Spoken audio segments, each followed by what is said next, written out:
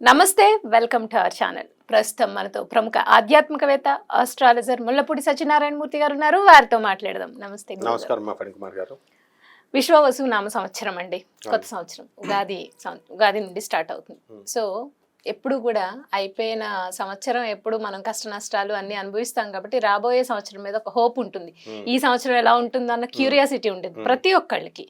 So అందుకని మనం విశ్వవసు నామ సంవత్సరంలో ఓవరాల్ గా ఎలా ఉంది, అన్ని రాసుల వారికి అందరికీ ఎలా ఉంది అనేది మాట్లాడుకుని దాంతో పాటుగా రాశి ఫలితాలు కూడా చేద్దామండి. ఫస్ట్ ఓవరాల్ గా మీరు అసలు ఎలా ఉందో చెప్పి తర్వాత మేషరాశి వారికి ఎలా ఉందో చెప్పండి గురుగారు. అలాగే విశ్వావసు నామ సంవత్సరం అంటే అందరికీ సంపదలనిచ్చే సంవత్సరం అని అర్థం. సూపర్. అసలు లాస్ట్ ఇయర్ 2024 సంవత్సరం అంటే క్రోధి నామ సంవత్సరం. అందరూ కోపతాపాలతో కోర్టులకి భార్యాభర్తలు గొడవలు జరిగినాయి. వాళ్ళందరూ ఇప్పుడు రీకన్సిలేషన్కి వచ్చేసి ఈ సంవత్సరంలో 50% ఆఫ్ ద పీపుల్, దంపతులు, కపుల్స్ వీళ్ళంతా కూడా కలిసిపోతారు.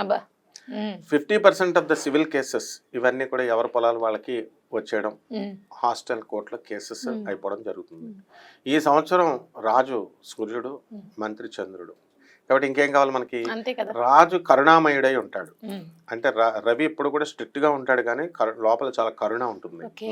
అందువల్లనే ఆ సూర్యనారాయణమూర్తి సింహరాశి వాళ్ళు, వీళ్ళకి ఏంటంటే వాళ్ళని ఎదురించకూడదు మనం. అందువలన ఈ యొక్క సంవత్సరంలో మనము ఎలా ఉంటుంది అంటే రాజు మంచివాడై ఉన్నాడు, మంత్రి చంద్రుడై ఉన్నాడు కాబట్టి, మళ్ళీ సైన్యాధ్యక్షుడు రవి అయి ఉన్నాడు కాబట్టి మనం ఈ సంవత్సరం బ్రహ్మాండంగా ఉంటుంది. భూకంపాలు ఉండవు, అస్సలు ఉండవు. ఏదో చిన్నది ఏ మూలనో ఎప్పుడో వస్తాయి కానీ మేజర్ గా ఉండవు. వర్షాకాలం మనకు రాబోతుంది, పుష్కలమైన వర్షాలు వస్తాయి. ఎందువల్లంటే ఏమండి రవి గట్టిగా ఉన్నాడండి అందుకని రావేమో అండి అనుకుంటారు, కాదు. నెక్స్ట్ ఈ కోర్టు లావాదేవీలు కలిసిపోతారు, విద్యార్థులు తెగ చదువుతారు, విదేశాలకు వెళ్ళేటటువంటి వాళ్ళ సంఖ్య ట్రంప్ వచ్చాడని తగ్గుతుంది అనుకుంటున్నారు కదా, ఏమీ తగ్గదు, పెరుగుతుంది. ఇంకా వీసాలు కూడా వస్తాయి, విదేశ వలసలు ఎక్కువ జరుగుతాయి. అండ్ చేపల రొయ్యల చెరువులు బాగా పెడతారు జనం. ఇంతకుముందు చేపలు టపీమని చచ్చిపోయే రొయ్యలు, ఇప్పుడు అలాంటివి ఉండవు. నెక్స్ట్ రైతులు బ్రహ్మాండమైనటువంటి పంట చేస్తారు, కాస్ట్లీ గ్యాడ్జెట్స్ కొంటారు, ఖరీదైన వస్తువులు ఇళ్లల్లో. అయితే వైవాహిక జీవితాల దగ్గరికి వచ్చేసరికి దాంపత్యం మీద ప్రతి ఒక్కళ్ళు కూడా అసలు ఇది కలియుగం అంటే కామయుగం. ఎక్కువ రొమాన్స్ చేయాలి కానీ ఈ సంవత్సరం దంపతులంతా కూడా కెరీర్ మీద, ఉద్యోగాల మీద దృష్టి పెడతారు. దాంపత్యం తగ్గిపోతుంది. అందువలన సంతానోత్పత్తి తగ్గిపోతుంది ఈ సంవత్సరం, పిల్లల సంతానం మీద అంతా కూడా. అలాగే వృత్తి మీద ఎక్కువ కాన్సన్ట్రేషన్ చేస్తారు. రాజకీయ నాయకులకి కొత్త కొత్త పోస్టులు వస్తాయి, కొత్త కొత్త పార్టీలు పుడతాయి. అలాగే ఇప్పుడు సినీ ప్రముఖులు ఉన్నారు కదా, వీళ్ళంతా కూడా మంచి పేరు తెచ్చుకుంటారు, కొన్ని సినిమాలు హిట్ అవుతాయి, మీడియా రంగంలో అద్భుతాలు సృష్టిస్తారు. అండ్ Y2K వచ్చేసింది, ఇప్పుడు డీక్సీక్ ఇలాంటి సాఫ్ట్వేర్లు వచ్చేసినాయి. అందువలన మనకి ఫ్రీగా మనకి ఈ యొక్క ఆర్టిఫిషియల్ ఇంటెలిజెన్స్ లో మనం అద్భుతాలు సృష్టిస్తాం. అంటే ఫ్రీగా యాప్స్ రాగానే చూస్తారు, ఇంతకు ముందు మనం మినిమం సబ్స్క్రిప్షన్స్ పెట్టి చూడాలి. ఈ విధంగా మనకి అన్ని వర్గాల ప్రజలకి కూడా, ముఖ్యంగా లేబర్, కష్టాన్ని నమ్ముకున్నటువంటి వాళ్ళకి వాళ్ళ దానికి తగ్గట్టుగా సంపద వస్తుంది, ఫలితం వస్తుంది. అండ్ యాంకర్లు, సినిమా హీరోయిన్ లాగా వాళ్ళ యొక్క చార్మ్ పెరుగుతుంది. అండ్ ఈ సంవత్సరం అంతా కూడా డామినేషన్ అన్నమాట. అంటే ఎవరి వృత్తుల్లో వాళ్ళ డామినేషన్. అలాగే ఫ్యామిలీలో లేడీ డామినేషన్ ఎక్కువ అవుతుంది, మంత్రిత్వం చేస్తారు భార్యలు. ఇంతకుముందు పాపం భర్తలను ఎలా కంట్రోల్ చేసుకోవాలో తెలియక వాళ్ళు మామూలుగా డైరెక్ట్ అడుగుతారు. ఇప్పుడు ఏమంటారు, ఇప్పుడు చూడండి, ఇంతకుముందు ఎగ్జాంపుల్ చెప్తాను. ఒక పెళ్లి సంబంధం బాగాలేదనుకోండి, నచ్చలేదు, కట్నం అవతల తక్కువ ఇస్తున్నాడు, అందుకని వీళ్ళు ఏం చెప్తారు తెలుసా, డైరెక్ట్ ఏమండి మీరు కట్నం తక్కువ ఇస్తున్నారు అందుకు మీ సంబంధం మాకు వద్దు అని చెప్పరు. ఏమండి ఫలానా జ్యోతిష్కుడు చెప్పాడండి, మా జ్యోతిష్కుడు వద్దని అన్నారండి, కలవలేదండి అని ఎలా తోసేస్తారో. ఇది వరకు సినిమాకి తీసుకెళ్ళు, నగల కొను, చీరలు కొను అని అడిగేవారు పాపం ఆడవాళ్ళు. ఇప్పుడు అట్లా అడగరు అన్నమాట. ఇప్పుడు ధనత్రయోదశి వచ్చింది, నువ్వు బంగారం కొనిపెట్టాలా, కుబేర ఇది కొంటే నువ్వు కోటీశ్వరుడు అవుతావు, లేదంటే నీ ఉద్యోగం ఊడిపోతుంది అని ఒక సింపుల్ గా మంత్రిత్వం. చంద్రుడు కదా చెప్పగానే వీడికి నిజంగానే సాఫ్ట్వేర్ రిసెషన్ లో ఉంది, ఎక్కడ ఉద్యోగం ఊడిపోతుందో అని చెప్పి భయం వేసి వీడు కొంటాడు. అలాగే చీరలు, ఒక కొత్త పండగను సృష్టిస్తారు అవసరమైతే. ఆ పండగతో చక్కగా ఈ చీరలు కొనాలి ఇలాంటి రూల్స్ అన్నీ కూడా అంటే తెలివితేటలతో కుటుంబాన్ని మహిళలు. వృషభ రాశి ఫలితాలు ఎలా ఉన్నాయి చెప్పండి గురుగారు?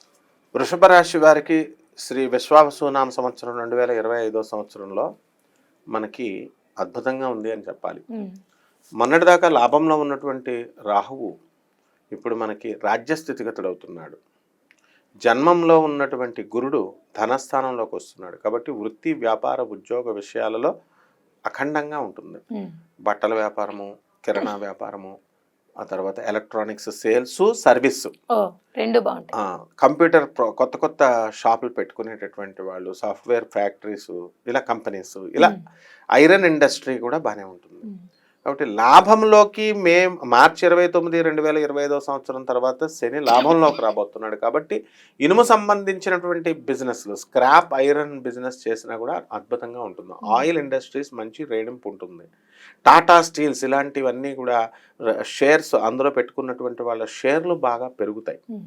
అలాగే ఈ యొక్క కుజగ్రహం మనకి ఏప్రిల్ మే నెలల్లో కొంచెము మనకి కర్కాటక రాశిలో నేచపట్టి ఉండడం వల్ల కొంచెం వీళ్ళకి ధైర్యం సన్నగిల్లుతుంది. ఈ వృషభ రాశి వాళ్ళకి కెమికల్ ఇండస్ట్రీస్లో కొన్నటువంటి షేర్లు డౌన్లో ఉంటాయి. కాబట్టి వీళ్ళు కెమికల్ ఫ్యాక్టరీస్లో ఉన్నటువంటి ఉద్యోగాలు చేస్తున్నటువంటి వాళ్ళు జాగ్రత్తగా ఉండాలి, ప్రమాదాలు జరగడానికి అవకాశాలు ఉంటాయి. ఇక వృషభ రాశి వారికి స్త్రీ వలన ఒక భయము అనేటటువంటిది ఈ సంవత్సరంలో ఉంటుంది. అంటే భార్య కానీ అత్తగారు కానీ మరి వాళ్ళు చెప్పినట్టుగా వీళ్ళు అనుగుణంగా నడుచుకుంటే ఈ వృషభ రాశి వారికి ఏ విధమైన ప్రాబ్లము ఉండదు. ఎందువల్లంటే ఈ వృషభ రాశికి శుక్రుడు అధిపతి. ఆ శుక్రుడు మనకి ఈ సంవత్సరము ఇప్పుడు ప్రజెంట్ కూడా శుక్రుడు రాహుతో కలిసి ఉచ్చ స్థితిగతుడై ఉండి కూడా రాహుతో కలిసి అనేకమైనటువంటి సంయుతుల్లో పాపగ్రహాలతో ఎక్కువ ఈ సంవత్సరం జరగడం జరుగుతోంది. కాబట్టి ముఖ్యంగా పాత కట్నాల కోసము, భార్య తరపు ఆదాయం కోసం ఇలాంటి వాటిపైన స్ట్రెస్ చేయకూడదు. భార్యకి Liberty and right to speech and freedom ఇచ్చేసిన వాళ్ళకి బ్రహ్మాండంగా ఉంటుంది. ఇకపోతే రైతులు బ్రహ్మాండంగా సంపాదిస్తారు, కమిషన్ ఏజెంట్స్ సంపాదిస్తారు, రియల్టర్స్, తర్వాత బిల్డర్స్ ముఖ్యంగా బాగుపడతారు. అయితే ఇంకా ఈ సంవత్సరం అంతా కూడా ఈ యొక్క బిల్డర్స్కి ఇంకా పుంజుకోవాల్సినటువంటి అవసరం ఉంది. అలాగే ఈ యొక్క కెమికల్ ఇండస్ట్రీస్ ఇవి బాగుంటాయి. స్త్రీలు మనశ్శాంతితో ఉంటారు. అత్తల్ని, ఆడబడుచుల్ని అందరినీ కూడా మంచిగా చూసుకున్నటువంటి ఈ స్త్రీలకి గుర్తింపు లభిస్తుంది. అమ్మయ్య మమ్మల్ని అడిగి అన్నీ చేస్తున్నారు అని బాగుంటుంది. అయితే ఈ యొక్క వృషభ రాశి వారికి కేతు అర్ధాష్టమంలో ఉండడం వలన విదేశాలకు వెళ్ళాలనుకునేటటువంటి వాళ్ళకి చాలా మంచి అవకాశాలు. ట్రంప్ కాదు కదా, ఎవ్వరు అడ్డొచ్చినా సరే ఈ వృషభ రాశి ప్రైవేట్ ఉద్యోగస్తులు యుఎస్ఏ వెళ్ళిపోతారు. ఆంక్షలు గేంక్షలతో స్టూడెంట్లకి ఇబ్బంది పెడుతున్నటువంటి పరిస్థితులను కూడా అధిగమించి ఈ వృషభ రాశి వారు విజయకేతనం ఎగరవేస్తారు. కాబట్టి సినీ సంగీత సాహిత్య రంగాలలో ఉన్నటువంటి వాళ్ళకి గుర్తింపులు గౌరవాలు, సినిమా యాక్టర్లకి, మీడియా రంగంలో ఉన్నటువంటి వాళ్ళందరికీ కూడా గుర్తింపు గౌరవాలు, జీతభత్యాలు పెరగడాలు ఉంటాయి. ప్రభుత్వ ఉద్యోగాలు చేస్తున్నటువంటి వాళ్ళకి టీఏలు అరియర్స్లో కొన్ని రాష్ట్రాలలో ఆర్థిక కోశాగారంలో ట్రెజరీలో తక్కువగా డబ్బులు ఉండడం వల్ల జీతభత్యాలు అనేటటువంటివి గతంలో ఆపడం జరిగింది. కానీ ఈ విశ్వావసునామ సంవత్సరంలో ఆపకపోవడం అనేటటువంటిది ఉంటుంది. వన్ టైం సెటిల్మెంట్గా పెన్షనర్స్ కూడా ఇవ్వడం జరుగుతుంది. అండ్ కుటుంబం అంతా కూడా ఈ వృషభ రాశి వాళ్ళు సుఖ సంతోషాలతో ఉంటారు. ఒకే ఒక్క గండము ఏమిటంటే స్త్రీ వలన గండము. అంటే స్త్రీలతో జాగ్రత్తగా ఈ వృషభ రాశి వాళ్ళు పెళ్ళానే కదా మనం అంటే ఏం పర్వాలేదు అని సరదాగా ఉండకూడదు. ఇది చాలా గతంలో ప్రూవ్డ్ అనమాట. అందువలన ఈ ఒక్కటే కనుక వీళ్ళు చూసుకుంటే స్త్రీ శాపాన్ని నుంచి దూరంగా ఉంటే సరిపోతుంది. రైట్. అయితే వృషభ రాశి వారికి విశ్వవసునామ సంవత్సరం అన్ని విధాలా కలిసి రావాలంటే పాటించాల్సిన పరిహారాలు ఏంటండి? అలాగే వాళ్ళకి కలిసి వచ్చే అదృష్ట సంఖ్య, కలిసి వచ్చే రంగు, వారికి కలిసి వచ్చే వారం గురించి చెప్పండి.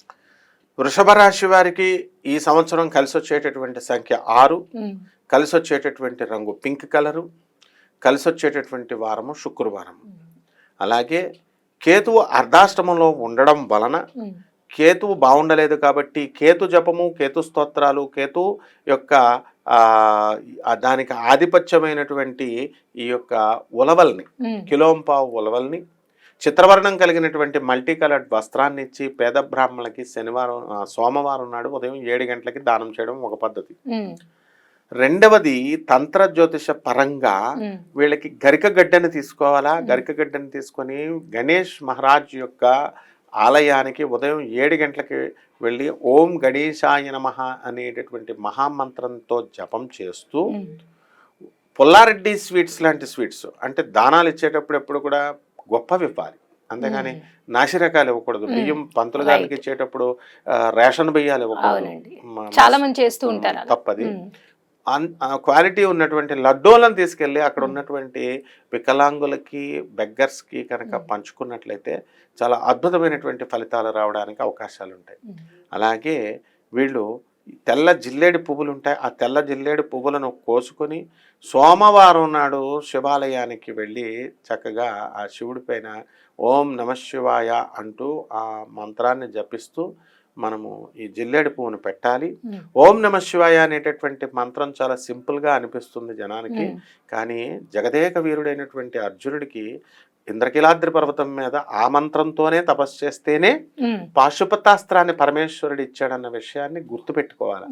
అందువలన చాలా మంది ఈ యొక్క ఉలవ చారుని కాసి వీళ్ళంతా కూడా అక్కడ ఉన్నటువంటి బెగ్గర్స్ ఉంటారు, వాళ్ళకి చక్కగా పెరుగుతో కలిపి వాళ్ళకి అన్నదానం అక్కడ ఉన్నవాళ్ళు 2 3 4 వాళ్ళ యథాశక్తిని బట్టి వాళ్ళు ఇవ్వగలిగితే కనుక తంత్ర జ్యోతిష పరంగా చాలా క్విక్ రిజల్ట్స్ రావడానికి అవకాశాలు ఉన్నాయమ్మా. రైట్ అండి. విశ్వవసునామ సంవత్సరం వృషభ రాశి వారికి ఓవరాల్గా ఎలా ఉంటుంది, అలాగే వాళ్ళు పాటించాల్సిన పరిహారాలు ఏంటి అనేది చాలా చక్కగా వివరించారు గురుగారు. ధన్యవాదాలు. ధన్యవాదాలు.